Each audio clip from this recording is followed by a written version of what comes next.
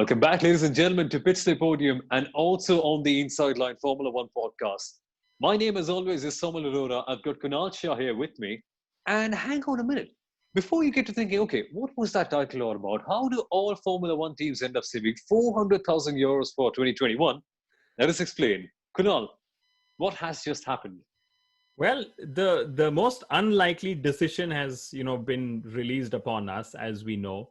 The FIA have upheld the protest that Renault had against Racing Point and proved that while the brake ducts are legal, the brake duct designing process is illegal. So it's a little, as everything in Formula One, it's a little too complicated. But the truth is that it's setting some sort of a precedent. Every team from 2020 is going to hope to put aside 400,000 euros for 2021, where they just copy the Mercedes cars. They go to the FIA for the first race saying, here's the money, we've copied the car, we tell you that we know how this is going to go.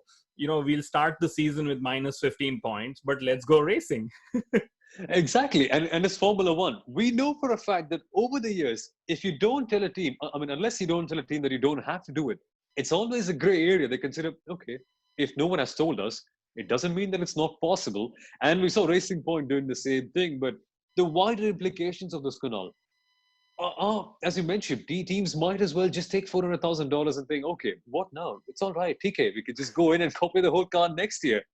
But is the protest over yet? Because from the looks of things, McLaren and Renault, among other teams, Ferrari's involved as well, they're thinking that maybe Racing Point have just been given a tap on the wrist. They've been let off a bit too leniently, and that there may be more protests coming in very soon. I would assume so. And, I wouldn't be surprised if Renault appealed the ruling more than Racing Point. Racing Point would be pleased to just say, okay, here's 15 points and here's some, 400,000 euros in a little bit of change. But let's go racing, because they retain the competitive advantage in 2020 and, depending on how the FIA modifies the rules for 2021 as well. But I see more protests coming. I see Renault asking and requesting the FIA to, check more parts of the Racing Point car. And this is also what Marcin Budkowski, said last weekend, at the first race in Silverstone.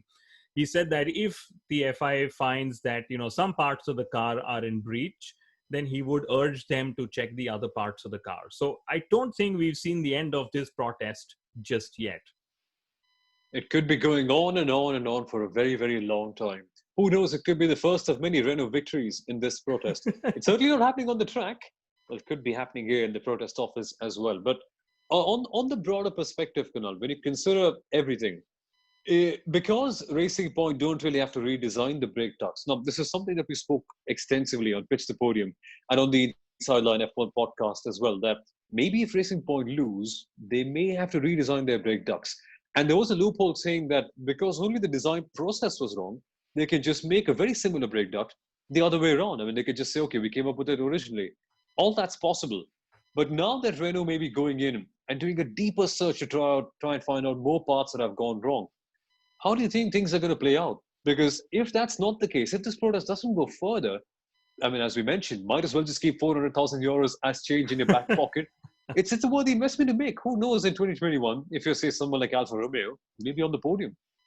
Yeah, and frankly, as somebody who loves Formula One racing, I've been saying all along, let's give everybody the Mercedes cars with the Mercedes engines, and let's just have a cracker of a series, because, that's what we'll have, everyone being closer to each other and everyone competing against Mercedes and the likes. But we know that that's not what's going to happen. And I'm actually, pleased with the outcome of the protest, because Renault have, of course, raised a very important question about the DNA of Formula One. They've said, are we looking at team alliances that are going to grow the sport forward, or are we looking at 10 independent constructors who build their cars and, go racing with those cars? And, like we said in the previous episode, that there is also a reason why Renault is sort of trying to go against these team alliances. So all in all, I think the FIA have upheld the integrity of the sport. But the question that everyone is asking, and, you and I just discussed, is this a lenient penalty? Because that's what it seems like. I loved the depth of the investigation and the answers they gave. And my mind immediately went back to thinking that, okay, if they make the Ferrari power unit protest or the Ferrari power unit legality case public as well, there'll be, so many more documents for us to go through. But all in all, I think it's a great step forward, but I don't think this is the last step at all in this direction. No, I don't think either. It's a very complicated matter, this one, considering what parts are legal, what parts aren't. If you go to look at it, you can simply say, okay, that's the same 2019 Mercedes car. And why would you not? It looks exactly the same. But as we all know, you can't directly copy a car. Lots of things have to be changed in. That's a topic for later on.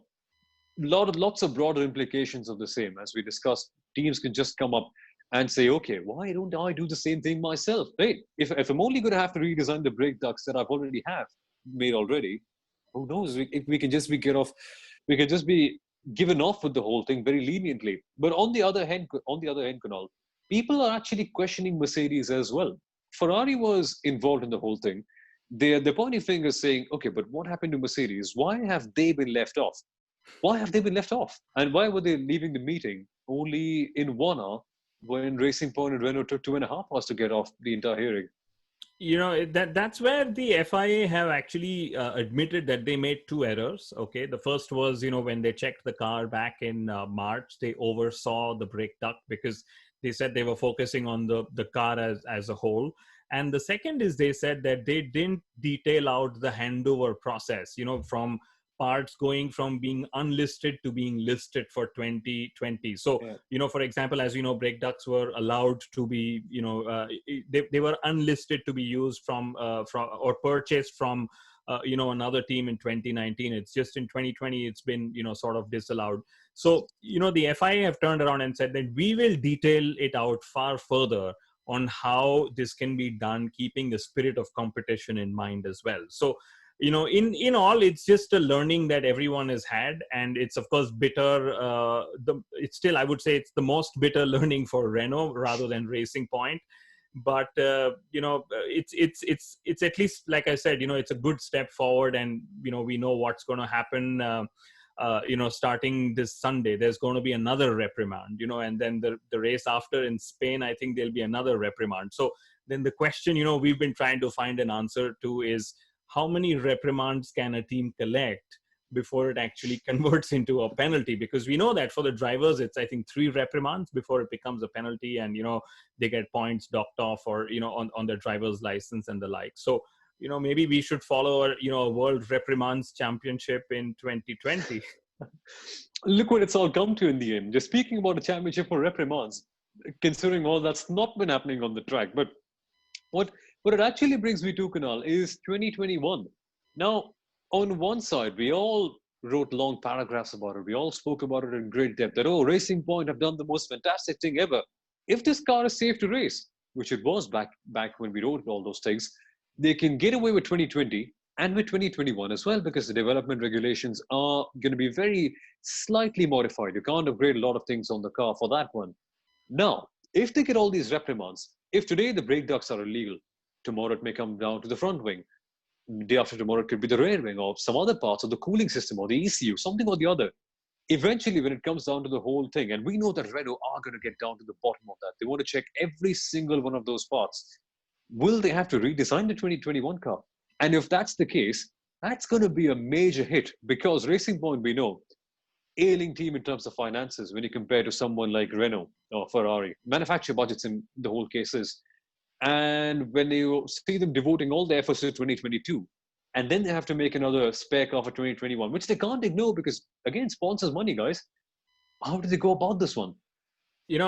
Frankly, the FIA have said that they will modify the rules from 2020 to 2021 to make sure that such blatant copying doesn't, sort of get carried forward. So I'll be eager to know that what the solution then would be from the FIA to help a team like Racing Point design their own car by themselves. And, very crucially, the FIA have also used the word unlearn when it came to, the learnings that Racing Point have had from the Mercedes design. So it's a very gray area that's there. And eventually, I think they will just take a look at it from, okay, we still need to make sure that the sport goes forward. So the rules in the future might be far more watertight, but, for 2020 and for 2021, we might just see Racing Point keep a lot of this competitive advantage. Absolutely. Just before we wrap up, Kunal, what do you think is going to happen post 2022? Because then we're going to have a new regulation. Now, what usually happens is because the regulations are so tight, and you see engineers spending 3 or 4 months trying to develop a new winglet, which will only give them 1,000th of a second of an advantage. I know, sounds very silly, but that's how we've reached today. Is that going to happen later on when you see the new regulations as well? Because the current spec, we've seen it started from 2017, minorly modified in 2019, and 3 years down the line, teams are already saying, okay, hey, I think we're saturated. Might as well just go and copy the design of a top team. Do you see that happening? Do you see that sort of a thing taking place when we go to the new ground effect regulation cars post 2022? Frankly, like the FIA have admitted, and like pretty much everyone has admitted, that copying has been happening in Formula One ever since. Okay. And it's just that this level of copying hasn't happened, where you've literally taken apart, got the CAD data, reverse engineered it, tried to build 883 drawings to show that it's your own design and the like. So I'm sure you can't stop copying from happening, because you will still have, teams taking pictures of, the racing cars of their rivals and so on. So it all depends to see how much would the rules then allow for copying to happen come 2022. But aren't the rules a bit too strict, according to you? Because when the rules are a bit too tight, you just often, there's a point of disincentive. When it comes to working in the labor market as well, there's a point to which you want to work more to gain an extra percent of income.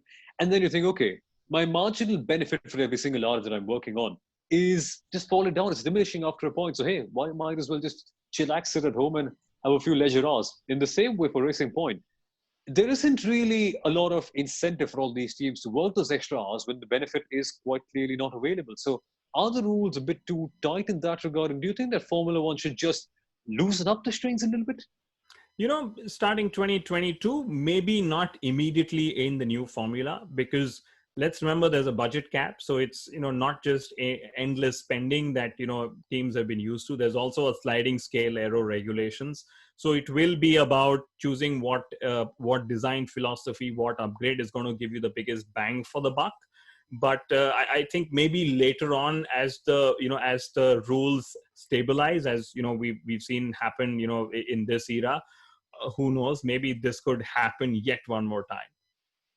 Indeed, that's all to come later on. But firstly, Kunal, thank you so much for being a part of this video yet again. I know it's a bit late back in Norway, but it's good to have you on the show, as always. It's much later for you in India, so thanks for doing this with me, Soumil. As always, discussing Formula One is a pleasure. But folks, this weekend, 70th anniversary Grand Prix for Formula One. We're going to be coming with you for a lot more coverage on Pits to Podium. We've got Michael Italiano, Daniel Ricciardo's performance coach, on Pits to Podium. He is with Sundaram Ramaswamy. Excellent interview that. I recommend you to watch that. And we're also going to have our debrief, as always, post the race, and our 3 big winners and our 3 big losers from this week's race as well. So that's going to be a lot of fun to watch out for.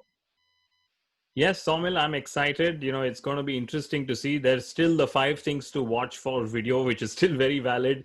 We've spoken about, what to look forward to for the 70th anniversary Grand Prix.